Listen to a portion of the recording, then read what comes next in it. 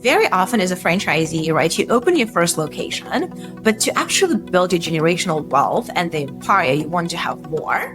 And of course, there are territories and protected radius where sometimes to have 5 or 10 elements massages, you'll find yourself driving 3 hours in between your stores, right? In the end, you can, as some of our owners do, have 3 or 4 different brands of our portfolio and have this familiarity of how we operate, how we do business, and contain your territory and own the market.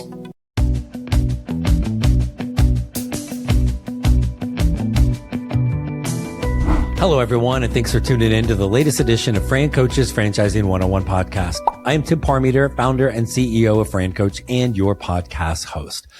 Today, we have a guest coming in from a group of franchises, 5 in fact. I'm going to talk to us a little bit about her journey from corporate and consulting and entrepreneurship and franchise ownership now to being the chief operating officer of this group of brands, and their amazing different 5 franchises to talk about, all in a very pretty health, wellness, beauty space. So looking forward to chatting with them and sharing a little bit with you about these opportunities.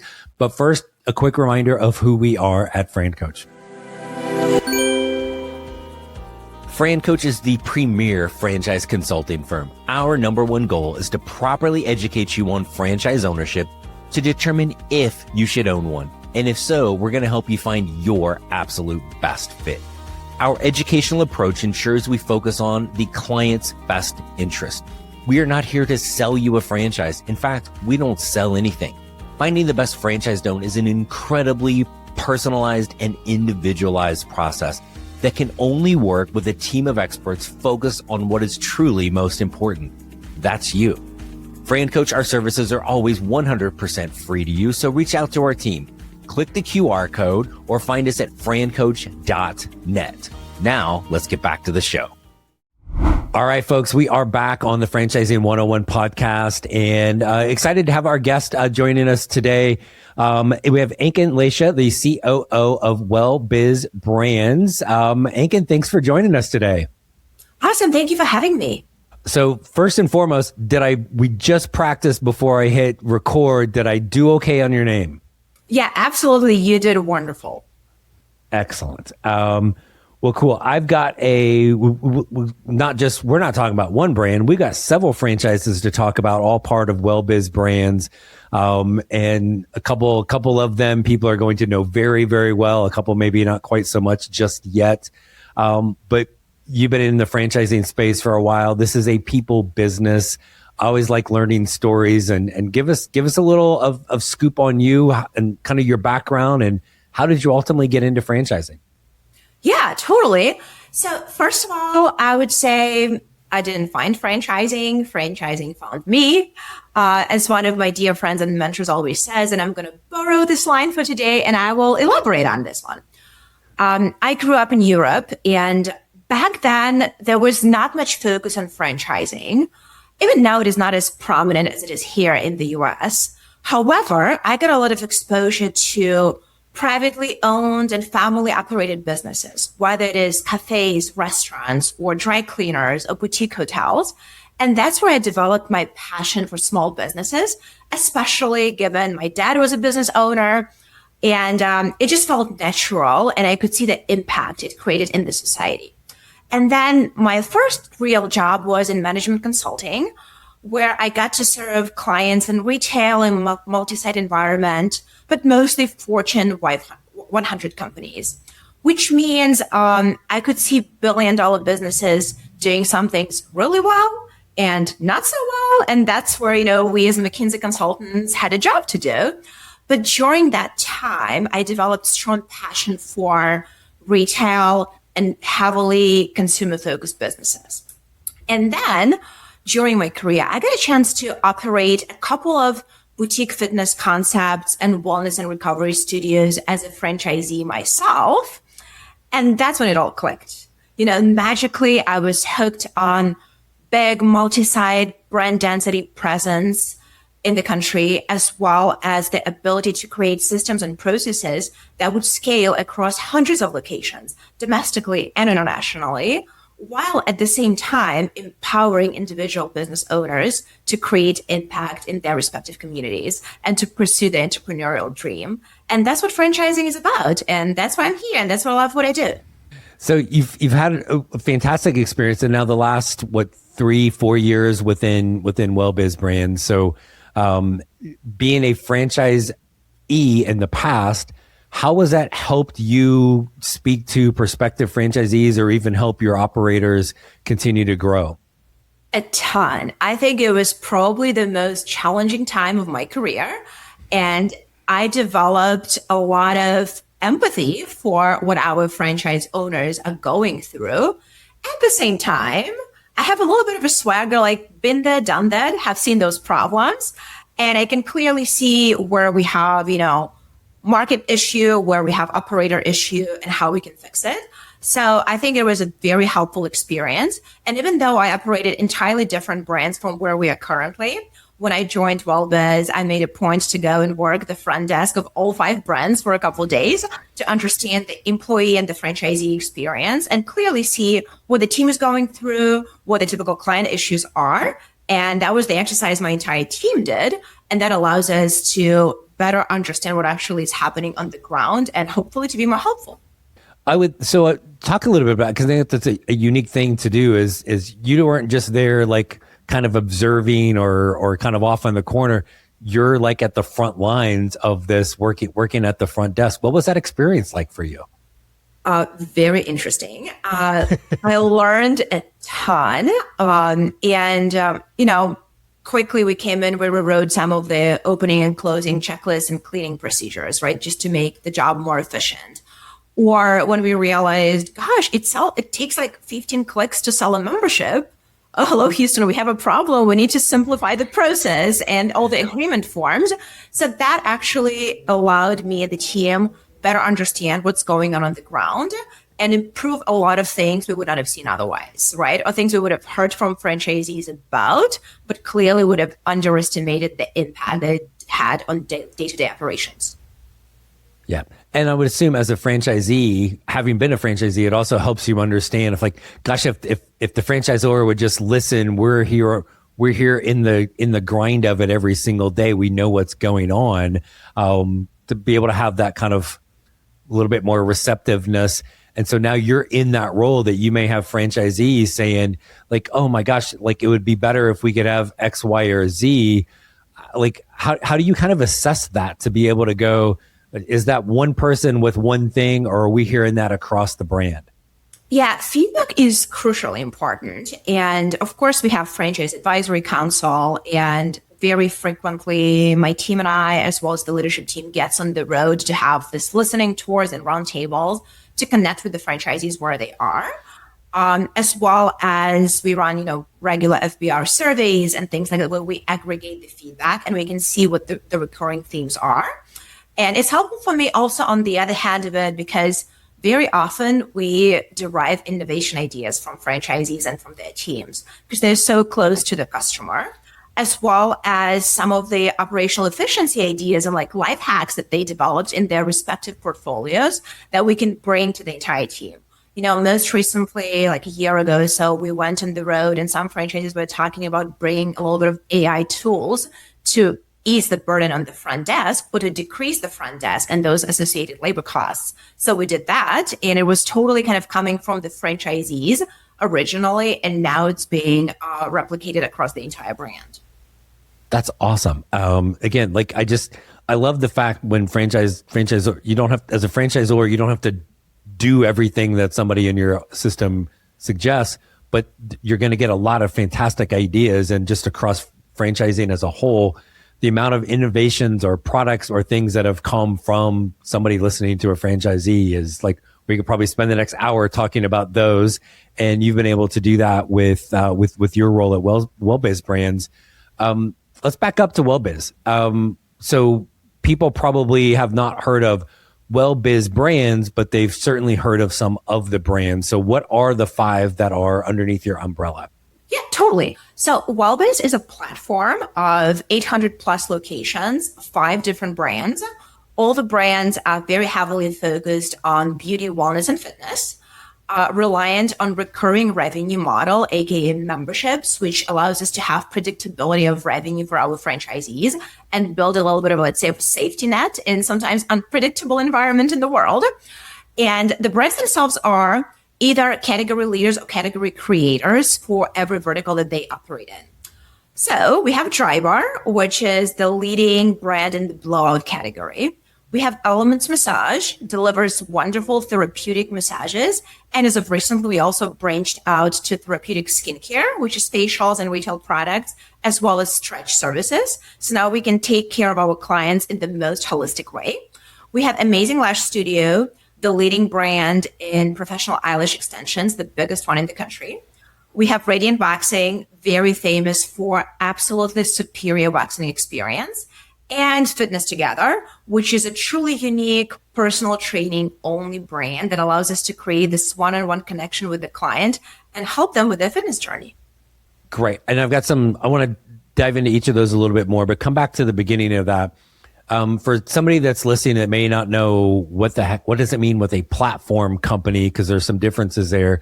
Talk about kind of the WellBiz platform. What does that mean and how does that help each of those individual brands?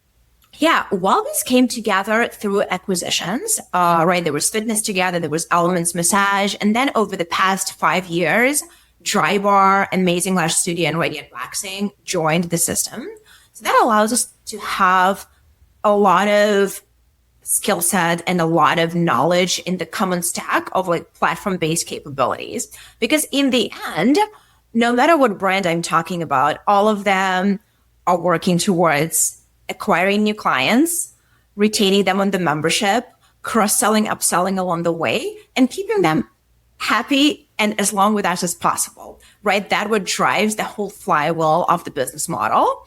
And because of that commonality and all the brands are targeting similar customer base, which is mass affluent, very often predominantly female, we also thrive on one-to-one service provider to client ratio to create the deep connection. And that allows us to deliver exceptional experiences. And I always say, typically you spend with us an hour of your day. And our goal is to make sure this hour is the best hour of your day, which I'm proud to say we have some success in because all of the 5 brands are leaders in NPS, which is Net Promoter Score. Love it. So great. So a lot of commonality with that. Then are there things that, because there's these 5 different brands with all similar concepts of what the service is and the customer demographic, are there benefits from, say, somebody owning an Elements Massage and somebody owning a Drybar that me as an Elements Massage owner, I'm getting some benefit because of this person with Drybar? Is there any kind of cross marketing, promotion, like buying power, anything like that, or some of those things that can help owners? Yes. So of course, on the buying power and capability side, right, we have bigger negotiations leverage when it goes to vendors and to obtaining better, POS pricing, credit cards fees, and things like that, just because of the scale and the volume. Yeah. And then we also do cross promotions between the brands in certain markets. And another benefit is very often as a franchisee, right, you open your first location, but to actually build your generational wealth and the empire, you want to have more. And of course, there are territories and protected radius where sometimes to have 5 or 10 Elements massages, you'll find yourself driving 3 hours in between your stores, right? In the end, you can, as some of our owners do, have 3 or 4 different brands of our portfolio and have this familiarity of how we operate, how we do business, and contain your territory and own the market.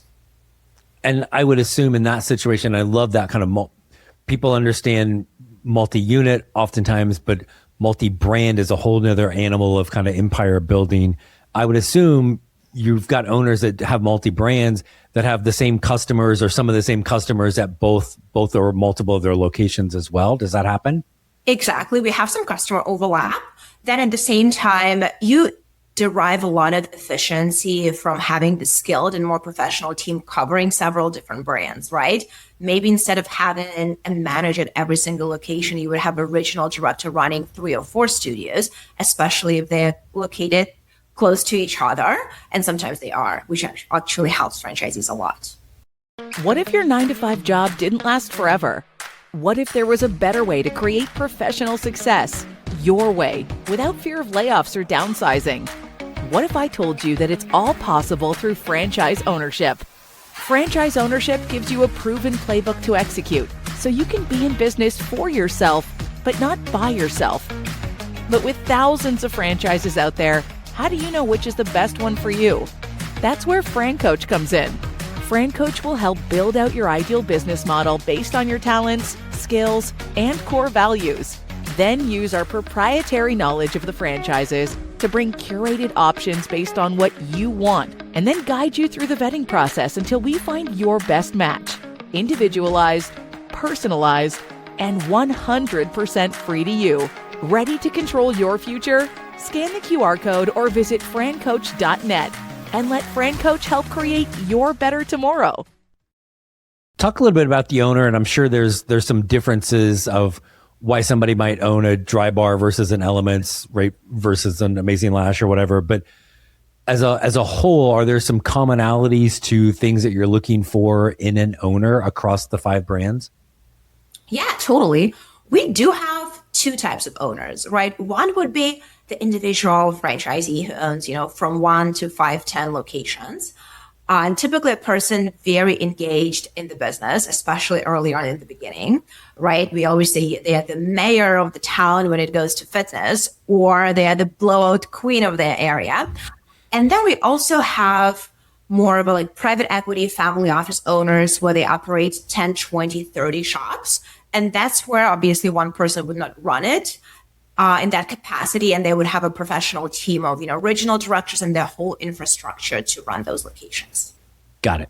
So with the kind of that first one, that somebody's going to maybe start out with one or 2 or 3, and you're talking about them being very, very engaged. And I love being the mayor of the town, right? Getting out and shaking the hands and kissing the babies and all of that stuff. That doesn't necessarily mean they need to be they're not in there doing the massages. They're not doing the lashes, right? Oh, no. You're not looking at them, right? So, because there's sometimes that misconception of, I'm not doing that. You don't need them, the doer. You need them, being very active, building that team and building the kind of the awareness in the community is more what you're looking for, right? Yes, exactly. So I would say for a newbie individual franchisee just entering the system, typically we see folks who had some kind of previous career in corporate world or another entrepreneurial venture, but most of the time it is not somebody coming from franchising or coming from beauty, wellness, fitness, or from the consumer segment per se.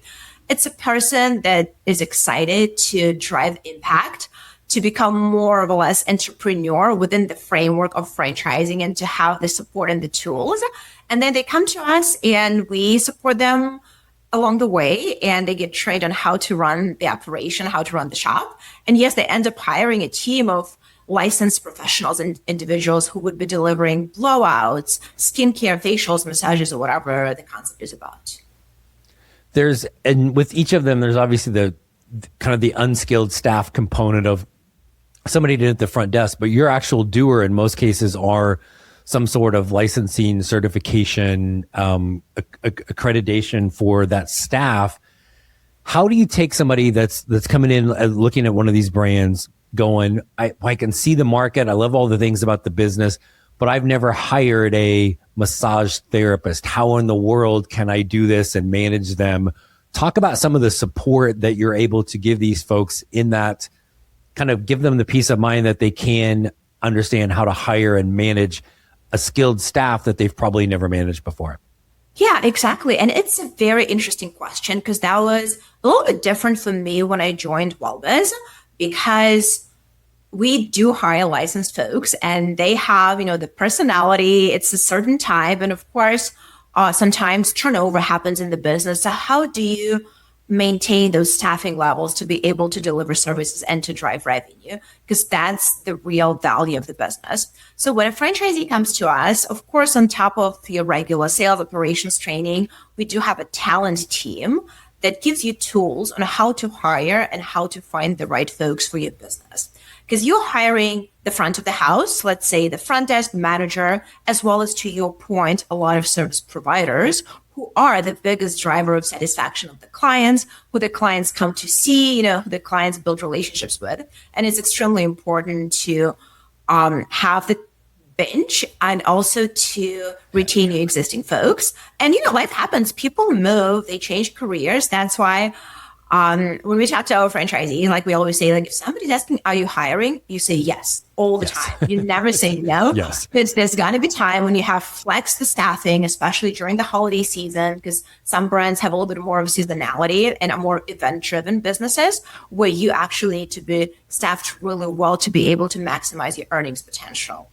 Yes. And no, I love that. I always tell people your slogan should be always be hiring, right? And never, never, no matter how much you love your staff, always and again, you talked about build that bench.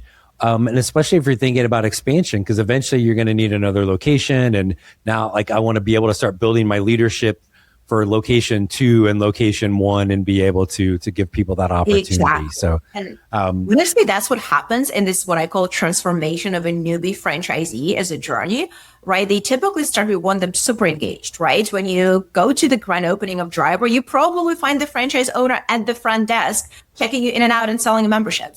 Then 3-6 months in, the team is getting more experienced and they start building the bench. They're being more preoccupied with creating the talent pool for their location, thinking about the expansion and the new build out, as well as doing a lot of local partnerships and PR activities. And that's kind of how the franchisee typically navigates what the ideal role in the business is. Because in some cases, we would have the franchisee who comes, let's say, who's a CPA by trade, and they are wonderful at running P&L and the numbers and inventory management. So they would hire a manager who's out and about in the community and doing all the marketing efforts. Or we would have somebody who comes from the retail world and they love promoting the business. That's when they need a manager to handle all the back end, right? And it's just one of our training programs where we created the course that we call Owner and Manager Alignment, because you have to build a strong team with complementary skill sets. Yes. And to me, it's part of the fun of the franchise is you're the boss. You get to do whatever the heck you want and then get people that are better and smarter than you at the things that you don't necessarily want to do, right?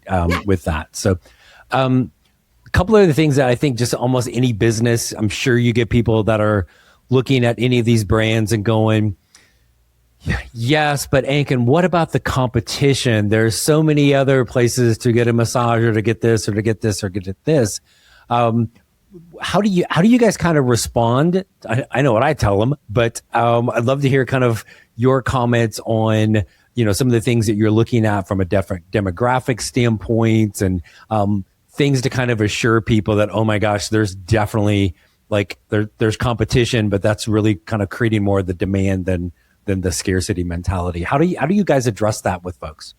Yeah, that's a very good point. And it really depends on the area we're looking at. First of all, the brands have universal appeal across the country, right? All of the brands exist in tier 1 markets, New York, Los Angeles, Chicago, as well as in the smaller areas, smaller population, different demographic, because there is demand for those services. At the same time, we are also leveraging a lot of tools to find the right location for a potential franchisee. Very often we would get a call, I want to open Elements or Driver in my hometown where I live. And we're like, oh, looks like we don't have enough people, or looks like there's a lot of competition, or we already have our brands present there. So we would kind of steer you to maybe an area 30 minutes or an hour away to make sure you have that optimal intersection of traffic, the right demographic, because we know for every brand, what income level we're targeting, what population density we're targeting, how many members it takes the location to break even versus how many members it takes them to thrive and be massively successful. So we always assess how a franchisee can get there. And of course, we're creating, the best conditions for it. So sometimes we don't approve the size of a franchisee comes with this perfect plaza. They really love it there because it's next to their favorite brand. We're like, no, not this one. We're going to go to the left or to the right.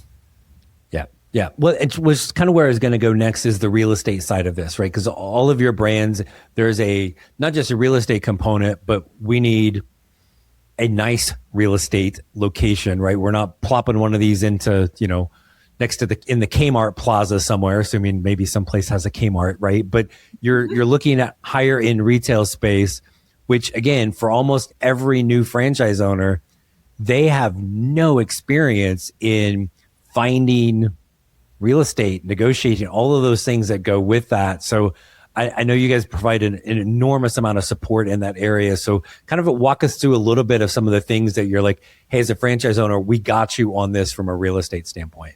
Yeah, totally. So during my time at WellBiz, we significantly revamped our real estate and construction team and built a lot of new capabilities, both from location selection standpoint and software and the systems and the models that update themselves, the more data we generate and the more locations we open, but also from the standpoint of supporting you through lease negotiations process, getting you as much TI support as possible in terms of like decreasing your cost of entry and your build out costs, as well as re-engineering, what we call value engineering, the build out, because you'll be surprised that locations that were built like 4 or 5 years ago cost probably 30 to 40% more to build than what we build now. And it looks the same, if not better, because we found, ways to optimize the build out costs, to renegotiate the vendor contracts and find better relationships to make sure it is more sustainable for our franchisees.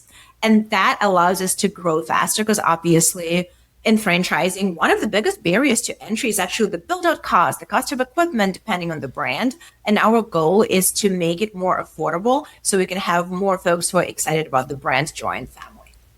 Yeah. And I think it's one of the biggest places new franchise owners can make a mistake is right there going rogue there, because now you're in a lease and that monthly payment is not changing, right? Like you can adjust your staff and marketing spend and things like that over time, but your lease payment is your lease payment. So having all that support from your team, and you threw out 2 letters talking about real estate and the support. You and I know what they mean, but everybody else is like, did she just say TI? Like, I don't know. Wasn't that a rapper 20 years ago? Like what?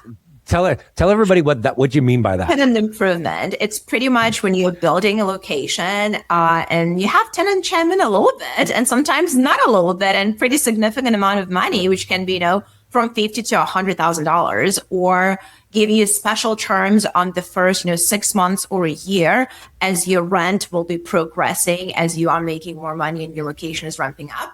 It's really important and helpful, especially for franchisees when they're just starting their first location. They want to break even as soon as possible so they can, focus on building more and growing their system. So that's very important. And I'm excited that we are able to negotiate those better deals and create those better terms to empower our franchisees become profitable sooner.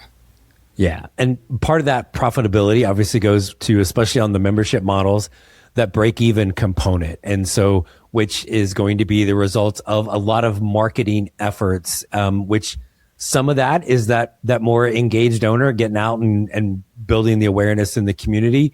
But you've got a lot of things in place to help from a marketing aspect and a marketing plan to help drive that traffic to the business. So explain to folks just some of the things that you guys are doing and have in place to help owners from that marketing standpoint. Yeah, totally. So we built the entire pre-sale program, which was non-existent in beauty and wellness a couple of years ago. It was a familiar approach to, big gyms like Planet Fitnesses of the world, Orange Theories, where they would pre-sell memberships before they even open the doors. That's what we are doing right now in beauty and wellness space for Elements Massage, for Drybar, and for all of our brands. Because the idea is that we want you to open and to have that revenue tab on day one. And ideally that tab covers your rent and some of the, predictable expenses. So you have this cushion of protection. That's why pre-sale allows us to start selling memberships while location is being built before we even open the doors. Because honestly, the days of we will build and they will come are definitely over, right? The world is getting way more competitive. And in this environment specifically, when I have to match supply and demand, meaning I have to have demand for blowouts, massages, whatever service it is, and I have to have enough service providers providing those services. And the magic has to happen, because if it doesn't, I will have service providers who are sitting there idle, not making money, and they will quit. Right. right? Because they don't have this franchisee long-term vision of how the brand will ramp up and how the location will grow. At the same time, if I have clients excited to book appointments, but not enough massage therapists or estheticians, and there is no availability, the clients will quit, right? That's why the pre-sale part of the business and the talent side that we talked about earlier are so important. Yeah. And it helps kind of give the owners an opportunity to plan too, right? If you know you should have X number of members at the beginning, it helps you from a staffing standpoint, and then planning of how to get to that next location, right? Is to, again, as you start getting closer and closer to capacity, because there's only so many butts that can be in a seat, right, over the course of a given week. Exactly. And now it's time to look at that next location, or for you guys, maybe even that next brand to just kind of stack on top of. Yes, and I'm excited to see that more and more owners currently are growing to the multi-unit environment as well as our cross branding, because it's obviously exciting. And sometimes for a franchisee who's been loyal to the brand they've been together with for like 5-10 years, branching out and opening something new is kind of risky and tricky, because am I going to be as good at it as the brand that I originally signed up for? But we are seeing they're like, oh, we see the commonality in business model. We see similar tools. We work with the people that we know. And I think that's the power of the platform. Yes, no, absolutely. Nobody says you can't own a dry bar and then end up owning a Taco Bell, but everything is so totally different customers, different everything. And that's fine. But that does give people the opportunity to have customers and go, hey, you trust us for this. Now you can trust us for a similar type of service that you're probably getting or want to get somewhere else. Right. So exactly. I love that combination for your owners. Ankin, I want to throw one last thing at you, is just, kind of broadly with WellBiz Brands or any of them specifically. What's missing for today? You got one last thing you can throw at all of our listeners about WellBiz or one of the brands. What might that be today? You're like, oh my gosh, everybody's got to know this. I would say 3 things. First, if you are becoming a franchisee of one of the WellBiz brands like Dry Bar, Elements Massage, Fitness Together, you naming, you're signing up to be delivering best-in-class customer experience. And there may be competition doing something similar, but you will do it better, and we will enable and empower you for this. Secondly, you also will be in a space that has a lot of innovation and new ideas, but we will only bring you thoughtful innovation, meaning it will have significant revenue and profitability potential for you. And I would never try to overwhelm our franchisees with the requirement to buy a ton of expensive equipment or machinery. Or, we all been to businesses where the menu and the service items are like 100 items down the big list of things. And that's when the client is overwhelmed, and so is the team. So we're being very mindful about what we bring into the system, and we do several things, but do them really well. And thirdly, people make the biggest difference, right? Just as a franchisee, you will be focusing on hiring your own team. We have the championship team in place to support you through choosing your location, guide you through construction and design process, conduct training on sales, as well as on the technical service delivery and all the proprietary techniques we've developed. And that's extremely important because this is how you operate your business. And we are proud to have taken some time to build this great team, but the team brings a lot of professionalism and truly cares. I love it. No, and that the connection with, for people looking at brands, the connection with the franchisor and their people, their staff, their leadership, their culture, training, all of that stuff, that's hugely important, because this really needs to be a long-term, this is a partnership, right? You've got to love that person as a candidate and a future owner, but they've got to feel great about all of the support, which again, for you guys is a ton of for everybody that's coming through this.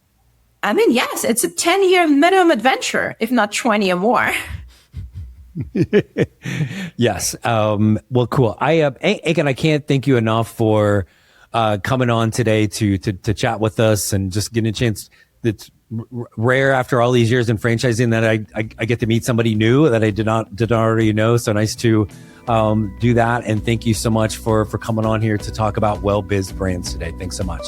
Likewise, thank you so much. Hey, thanks again for tuning into the Franchising 101 podcast brought to you by FranCoach. I hope these episodes continue to educate you on the amazing possibilities that can be achieved through franchise ownership.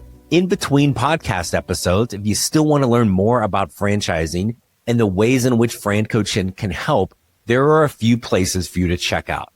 First, tune in to the Franchising 360 show. It is the only nationally syndicated television show about franchising hosted by me and Danielle Wright. Our TV show airs every Friday, 8 Eastern, 5 Pacific on Biz TV. Next, check out the FranCoach YouTube channel, which is FranCoach for You. You can find tons of franchise-specific content there. Plus, you can catch past episodes of the Franchising 360 show. If you like to read, we encourage you to check out our book, Becoming a Franchise Owner. You'll never guess what it's about. And finally, when you're ready to take that first personalized step and explore the franchise industry further, please reach out to our amazing team at FranCoach. You can click the QR code or find us at francoach.net. There is never any fee for our service, so let us help you create your better tomorrow.